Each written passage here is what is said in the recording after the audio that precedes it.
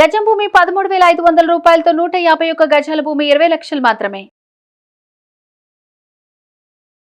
నమస్తే సార్. నమస్కారం సార్. చండీగఢ్లో ఉన్న ఒక బస్ స్టాండ్లో జరిగిన సంఘటన నేను మీకు చెప్తాను సార్. 7 రోజుల పసికందు అని చెప్తూ ఉన్నారు. వాష్రూమ్లో వదిలేసి తల్లి తండ్రి ఇద్దరూ పారిపోవడం జరిగింది. గుక్కపట్టి ఏడుస్తుంటే వాష్రూమ్లో అక్కడెవరో తుడిచే వాళ్ళు, క్లీన్ చేసే వాళ్ళు చూసి అక్కడున్న యాజమాన్యానికో ఎవరికో ఇన్ఫామ్ చేసి సీసీ కెమెరాల్లో చూస్తే దొరికారు ఇద్దరు. బట్ పరారీలో ఉన్నారని చెప్తున్నారు. ఇద్దరు వదిలిపెట్టి వెళ్ళిపోయారని గమనిస్తూ ఉన్నాం. వాళ్ళిద్దరు భార్యాభర్తల లేదంటే ఇంకే రిలేషనా మనకు తెలియదు. కానీ 7 రోజుల పసిపిల్ల, తల్లి పొత్తిళ్ళలో ఉండాల్సిన ఆడపిల్ల అట్లా వాష్రూమ్లో పడేసి వెళ్ళిపోవడానికి ఆ తల్లికి ఆ హృదయం ఎలా వచ్చిందో అర్థం కావట్లేదు. వెలుగులోకి రాని ఎన్నో కేసులు మనం చూస్తున్నాము. కొంతమంది అయితే గర్భం దాల్చగానే చంపేసిన వాళ్ళు కొంతమంది ఉన్నారు. వీళ్ళకి సంబంధించి చట్ట ప్రకారం మనం చూసుకుంటే ఎటువంటి శిక్ష పడే అవకాశం ఉంటుంది అంటారు? అసలు ఈ ఆలోచన రావాలంటేనే ఫస్ట్ భయపడాలి సార్. అటువంటి లీగల్ యాక్షన్స్ ఏమైనా ఉన్నాయా? యూజువల్గా ఒక వైఫ్, ఒక హస్బెండ్ వాళ్ళకి పిల్లలు పుడతామే ఒక పెద్ద గిఫ్ట్. ఇవాల్టి కాలంలో పెళ్ళైన తర్వాత ఒక కపుల్కి your blessed with a baby అంటారు. ఓకే, అంటే పిల్లలు పుడతాం కూడా it is not easy. 7 days బేబీని అది ఎక్కడ దొరికినట్టు వాష్రూమ్లో వదిలేసి వెళ్ళిపోతాం మనం, చాలా దారుణం. జనరల్గా ఇలాంటివి లీగల్ పాయింట్ ఆఫ్ వ్యూ మనం చూస్తే ఇల్లెజిటిమేట్ చైల్డ్ అంటారమ్మా. ఇల్లెజిటిమేట్ అంటే ఏంటి అంటే అక్రమ సంబంధానికి పుట్టిన సంతానాలని ఇట్లా ఎక్కడ పడితే చెత్తకొండలో చూస్తుంటాం మనం, రోడ్ల పైన చూస్తుంటాం, ఎక్కడో నది దగ్గర, ఎక్కడ ఇదైతే డైరెక్ట్గా వాష్రూమ్లో వదిలేసి వెళ్ళిపోయారు. ఇట్లాంటి ఇల్లెజిటిమేట్ చిల్డ్రన్ని చూసుకుంటానికి చైల్డ్ వెల్ఫేర్ కమిటీస్ చాలా ఉంటాయి. బట్ దానికి ముందు మనము అసలు ఇలా వదిలేసి వెళ్ళిపోయిన వాళ్ళది ఎంత పెద్ద తప్పు అన్నది మనం మాట్లాడదాం. ఇల్లెజిటిమేట్ చైల్డ్ అయినా కూడా ఎంత అక్రమ సంబంధానికి పుట్టినైనా ఒక తల్లి కడుపు నుంచే కదా బయటకు వచ్చేది. ఎంత కాదన్నా ఆమె మదరే కదా. సో అలాంటి మదర్స్కి ఎలాంటి పనిష్మెంట్స్ ఉంటాయి, అలాంటి జన్మనిచ్చిన ఒకవేళ డిఎన్ఏలో చూసుకొని అలాంటి జన్మనిచ్చిన తండ్రికి ఎలాంటి పనిష్మెంట్స్ ఉంటాయన్నది మనం మాట్లాడుకుందాం. ఇట్లా అక్రమ సంబంధం కానీ లేకపోతే ఇప్పుడు మాట్లాడే లివ్ ఇన్ రిలేషన్స్లో కానీ ఇలాంటివి జరుగుతాం చూస్తున్నాం మనం. ఓకే, ఇట్లాంటి వాళ్ళకి ఎట్లాంటి ఐపీసీలో సెక్షన్ 317 ప్రకారం మదర్ కానివ్వండి లేకపోతే ఫాదర్ కానివ్వండి ఆ పిల్లవాడికి రిలేటెడ్ అయిన వాళ్ళు ఇట్లా వదిలేసి ఎక్కడ పడితే అక్కడ వదిలేసి అబాండన్మెంట్ అంటారు అది. ఓకే, అబాండన్మెంట్ అని ఇంగ్లీష్లో అంటారు, తెలుగులో వదిలేసి వెళ్ళిపోతూ ఉంటారు.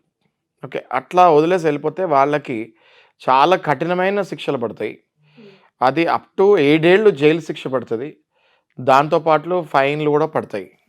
ఈ పిల్లవాడి విషయంలో చండీగఢ్లో ఏదైతే జరిగిందో ఒక పురుషుడు ఒక స్త్రీ కూడా కెమెరాలో రికార్డ్ అయ్యారు. ఈ పిల్లవాడిని ఆ వాష్రూమ్లో వదిలేసి పరిగెడుతున్నప్పుడు ఆ పర్టికులర్ ప్లేస్లో ఉన్న కెమెరాలో ఇద్దరు చిక్కారు. వాళ్ళని ఇవాళ రేపో పట్టుకుంటారు. ఆల్రెడీ సుమోటోగా తీసుకుంటాం జరిగింది పోలీసు వాళ్ళు. వాళ్ళని ఇవాళ రేపో పట్టుకుంటారు. ఖచ్చితంగా వాళ్ళని 7 ఏళ్ళు జైల్లో తోస్తామన్నది కన్ఫర్మ్. సో ఇది కామన్ సెన్స్. ఒకవేళ మీకు ఆ పిల్లవాడిని చూసుకోవాలని లేదు అనుకుంటే 9 మాసాలు కని ఇట్లాంటివి ఎక్కడ జరుగుతాయంటే usually after 5 months or 6 months abortions చేయరు. ఓకే, ఏ డాక్టర్ కూడా ఏ హాస్పిటల్ కూడా అది ఇల్లీగల్ అని చెప్పి భయపడి ఎవరు చేయరు. అట్లాంటి టైంలో ఏం చేస్తారంటే ఇట్లా ఇల్లిజిమేట్ అక్రమ సంబంధంలో ఉన్నోళ్ళు అలా 9 months వరకు వచ్చి డెలివరీ వరకు వచ్చిన తర్వాత ఇట్లా వదిలేసి పారిపోతాలు జరుగుతూ ఉంటాయి. ఇలాంటి వాళ్ళని పట్టుకొని జైల్లో వేయాలి. 7 years కఠిన కారాగార శిక్షలో వీళ్ళని వేయాలి. ఇది సమాజానికి మంచి జడ్జిమెంట్, మంచి సైటేషన్ లాగా వీళ్ళని చూపించాలి. వీళ్ళకి కర్చీఫ్లు కూడా లేకుండా వీళ్ళని ప్రెస్ మీట్లో చూపిస్తే కానీ వేరే వాళ్ళు చూసిన వాళ్ళకి లెసన్ లాగా రాదు. ఓకే, సో నేను చెప్పేది ఏంటంటే యాజ్ అడ్వకేట్ ఇది అండర్ సెక్షన్ ఐపీసీ 317 వీళ్ళకి 7 ఏళ్ళ కఠిన కారాగార శిక్ష పడుతుంది. ప్లస్ ఈ ఈ వీడియో ఏదైతే మనం ఈ పిక్ ఏదైతే చూస్తున్నామో నెక్స్ట్ 3-4 daysలో మళ్ళీ అప్డేట్ ఇద్దాం ఉషా గారు. అట్ ద సేమ్ టైం సరే ఇప్పుడు ఈ పిల్లవాడి పరిస్థితి ఏంటి అన్నది నెక్స్ట్ క్వశ్చన్. వీళ్ళకి పనిష్మెంట్ ఇస్తాను తోటి ఆ పిల్లవాడికి జస్టిస్ జరగదు కదా. ఈ పిల్లవాడి పరిస్థితి ఏంటి అంటే మన దేశంలో ఇట్లాంటివి చాలా కేసులు జరుగుతామో చూసి వీళ్ళకి చైల్డ్ వెల్ఫేర్ కమిటీస్ అని ఒక ఆటోనమస్ బాడీ ఫామ్ అయింది మొత్తం ఇండియాలో.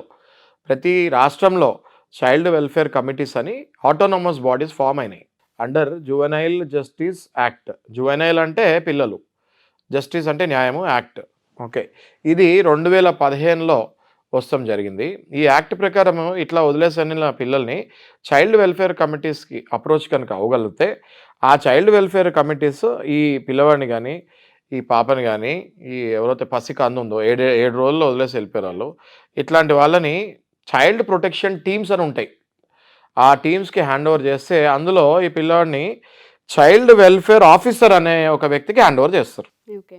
ఈ చైల్డ్ వెల్ఫేర్ ఆఫీసర్ ఆ పర్టిక్యులర్ చైల్డ్‌కి డెడికేట్ అయ్యి మెడికల్ ఫెసిలిటీస్ కానివ్వండి, కావాల్సిన పోషక ఆహారం కానివ్వండి ఇచ్చి, మళ్ళీ ఒక షేప్‌కి తెచ్చి, అక్కడి నుంచి మళ్ళీ ఈ చైల్డ్ వెల్ఫేర్ టీమ్ ఈ గవర్నమెంట్ ఆర్గనైజేషన్ చేసిన autonomous body through education, free education కానివ్వండి, ఫ్రీ మెడికల్ కానివ్వండి చేసి సమాజంలో మళ్ళీ ఒక పౌరుడిలాగా తీర్చిదిద్ది బయటకు పంపిస్తాం జరుగుతుంది. సార్ ఏదైతేనేం కానివ్వండి, బట్ ఎక్కువగా మనం చూస్తూ ఉన్నాం. చెత్త కుండీలలోని, రోడ్ల మీద అని, అవును. వాష్‌రూమ్స్ అని, అబార్షన్స్ అని, ఇలా ఎంత కాలం మనం వెళ్ళిపోతూ ఉంటుంటే అసలు ఎక్కడ దీనికి ఫుల్ స్టాప్ పడేలా కనిపించట్లేదేమో అని ఆశ్చర్యం వేస్తుంది. అవును. ఏమీ తెలియని ఆ పసిపిల్లలు రేపు పెద్దోళ్ళు అయిన తర్వాత తల్లిదండ్రులు ఎవరో తెలీదు, ఎలా పుట్టారో తెలీదు. కరెక్ట్. ఎప్పుడో ఒక క్వశ్చన్ మార్క్ అనే మారుతూ ఉంటుంది. అట్లీస్ట్ కనే ఆ తల్లికైనా ఆ నొప్పులు తీస్తూ కంటూ ఉంటారు కదా, ఒక తల్లిగా తెలుస్తూ ఉంటుంది ఆ పెయిన్ ఏంటనేది. ఆ వాల్యూ కానివ్వండి, ఆ ప్రేమ కానివ్వండి కనిపించట్లేదు, అర్థం కావట్లేదు. బట్ న్యాయస్థానం వైపు మనం చూసుకుంటే ఎవరైనా ఇటువంటివి మేము చూస్తున్నామండి, మా చుట్టుపక్కల మేము గమనించాము, లేదా మా ఇంట్లోనే కొన్ని ఇటువంటివి జరుగుతూ ఉన్నాయి, ఆడపిల్ల అని చెప్పి బయటికి పంపించేయడం, ఆడపిల్ల అని తెలుసుకున్న అబార్షన్ చేయించేయడం కూడా మనం వింటూ ఉన్నాం. ఇటువంటివి బయటికి రావట్లేదు కొన్ని. వీళ్ళకు కూడా శిక్షలు పడే అవకాశం ఉంటుంది అంటారా? పిల్లలకి సంబంధించి లిమిట్స్ క్రాస్ చేసి బిహేవియర్ ఎప్పుడైతే ఉంటుందో, ఒక తల్లి తండ్రికి కానివ్వండి, ఒక అబ్బాయి అమ్మాయికి కానివ్వండి, న్యాయస్థానం వైపు మనం అప్రోచ్ అయితే వాళ్ళకి శిక్షలు ఉంటాయా సార్? ఖచ్చితంగా ఉషా గారు. ఈ టాపిక్ కూడా చాలా మంచి టాపిక్ తీస్తారు మీరు. ఇవాళ సందర్భం వచ్చింది కాబట్టి, ఇది ఐపీసీ 317 సెక్షన్‌లో ఇట్లా చేసిన వాళ్ళకి 7 ఏళ్ళు జైలు శిక్ష పడుతుంది. అండ్ ఇందులో ఈ టాపిక్‌లో మనం ఇవాళ నేర్చుకోవాల్సిన నీతి ఏంటి అంటే, చక్కగా హిందూ సాంప్రదాయం ప్రకారం పెళ్ళిళ్ళు చేసుకొని మీరు పిల్లల్ని కంటే ఇట్లాంటి పరిస్థితి రాదు.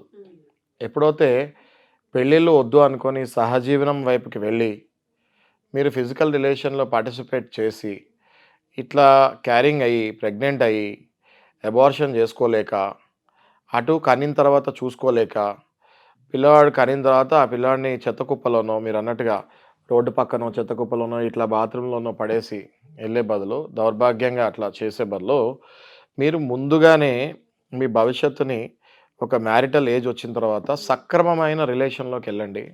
ఇవాళ లివ్-ఇన్ కూడా మీరు సక్రమంగా లివ్-ఇన్‌లో ఉండి కూడా పిల్లల్ని కనొచ్చు. ఓకే. అది ఒకళ్ళతో లివ్-ఇన్‌లో ఉంటే కనొచ్చు. మీరు అడ్డమైన తిరుగుళ్ళు తిరిగి ఆ పిల్లవాడు లాస్ట్‌లో నీ పిల్లోడా, నీ పిల్లోడా అనే కొట్టుకునే పరిస్థితికి వచ్చినప్పుడు వెళ్ళి ఇట్లా వదిలేస్తాం జరుగుతుంది. రైట్. అక్కడే మనము చైల్డ్ వెల్ఫేర్ కమిటీస్ కానివ్వండి, జువెనైల్ జస్టిస్ యాక్ట్ కానివ్వండి, వీటి ద్వారా మనం పిల్లవాడిని అయితే కాపాడొచ్చు. బట్ జరిగిన డ్యామేజ్ మాత్రం జరిగిపోయి ఉంటుంది ఆ పిల్లవాడికి. భవిష్యత్తులో ఇట్లాంటి వాళ్ళకి చాలా డిప్రెసివ్ ఆర్డర్స్, ఇట్లాంటి వాళ్ళు మళ్ళీ సరిగ్గా పెరగకుండా, సమాజంలో డిప్రెషన్‌లోకి వెళ్ళకుండా ఈ child welfare committees, protection welfare team కానివ్వండి, చైల్డ్ ప్రొటెక్షన్ టీమ్స్ కానివ్వండి, ఈ చైల్డ్ ప్రొటెక్షన్ ఆఫీసర్స్ కానివ్వండి, దగ్గరలో ప్రతి ఏరియాలో ఇప్పుడు మన హైదరాబాద్ తీసుకుంటే హైదరాబాద్‌లో చాలా ఏరియాస్‌లో ఈ చైల్డ్ వెల్ఫేర్ కమిటీస్ ఉన్నాయి. అమీర్పేట్ నుంచి చాలా ఏరియాస్‌లో హైదరాబాద్‌లో ఇట్లాంటివి ఉన్నాయి. ఎప్పుడైనా, ఎక్కడైనా, ఎవరికైనా కూడా ఇట్లా పిల్లవాడు కనిపిస్తే దగ్గరలో ఉన్న పోలీస్ స్టేషన్ సమాచారం ఇస్తే, ఆ పోలీస్ స్టేషన్ వాళ్ళు చైల్డ్ వెల్ఫేర్ కమిటీకి కంప్లెయింట్ చేస్తే వాళ్ళు వచ్చి వెంటనే పిల్లవాడిని తీసుకెళ్ళడం జరుగుతుంది. Sure sir. Thank you sir. Thank you so much. Thank you.